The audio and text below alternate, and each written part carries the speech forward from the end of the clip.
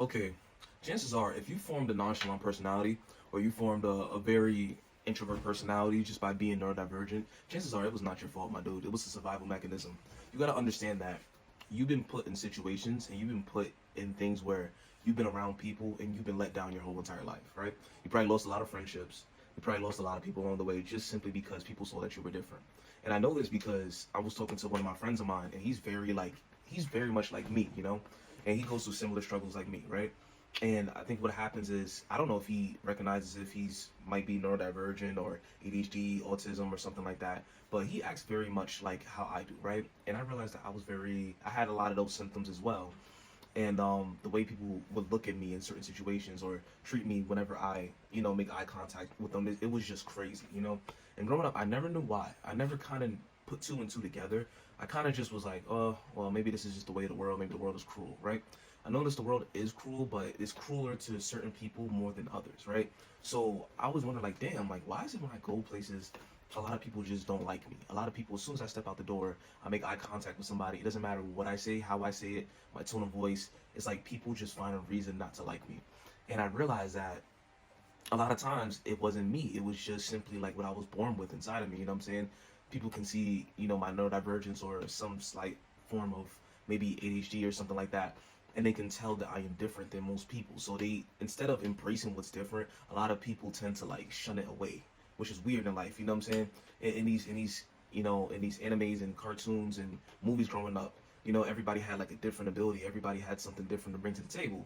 And you're growing up thinking like, damn, this is how life is gonna be if I'm different and I show my uniqueness, that people will embrace me and that people will want me to be around more, right? So you grow up thinking in this fantasy land, like, that why am I not being celebrated? Why am I not being, you know, invited to certain things? I'm a perfectly normal human being. I function normally. I feel normal. Like, why am I not being celebrated like everybody else? And then you start to realize that the world doesn't appreciate normal. I mean, the world doesn't appreciate anything different.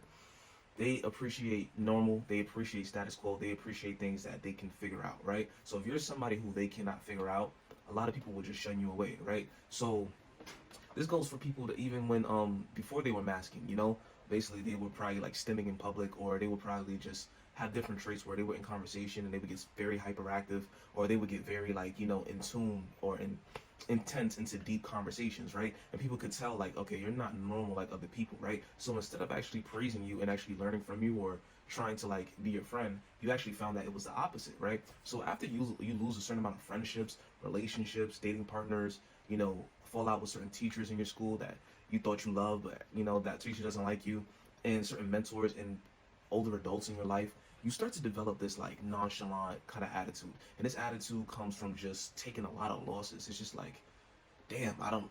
At some points in your life, you probably cried so much until the tears literally stopped crying. The tears literally stopped coming out, and then you probably just was like, you know what? I'm just gonna be nonchalant. I'm just gonna conceal my emotions, and I'm not gonna care. And that's simply what happens to a lot of people who emotions are not validated. You know what I'm saying? At the end of the day, we are social creatures, we're social beings. So when our needs are not met and validated, we either release them or we just keep them in until it all just piles up, and then one day we just burst it out when we simply just cannot hold it any longer. So this is why a lot of people who are like neurodivergent and stuff like that, when they're not masking or whatever, they tend to be very like nonchalant and very just like whatever it is what it is type attitude, because we're simply used to people not understanding our feelings. When we tell people how we're feeling, or we try to get some type of clarity or some type of clarification as to why we're getting treated a certain way, people simply suck their teeth, or they simply just roll their eyes, or whatever type of dismissive behavior, because they know what they're doing is fucked up. They know they're doing it and they don't know why they're doing it, which makes them even madder at you and kind of causes them to treat you a worse way than they actually were treating you before. So this is why a lot of times we just simply just like whatever. So I notice sometimes we might even have vices too, like smoking, drinking, whatever. We're more prone to like vices and stuff. Like for me, for myself, I'm more prone to smoking.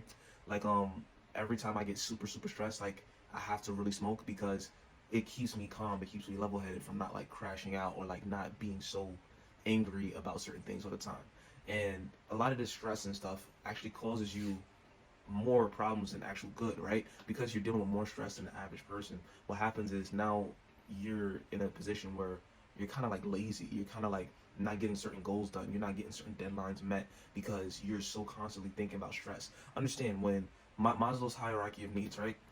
When your safety need is not met, right? That's the first need. You know, that's literally the most basic need. One of the most basic needs. When your safety need is not met, you can't worry about food. You can't worry about shelter really like that. You know what I'm saying? Like everything else kind of falls. Like you can't really worry about making friends. And I have to search this up, but you can't worry about making friends. You can't really worry about shelter like that. You can't worry about existential anybody else's problems because you're so fixated on what you have to fix in your life.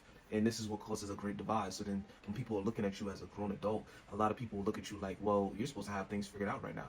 Yes and no.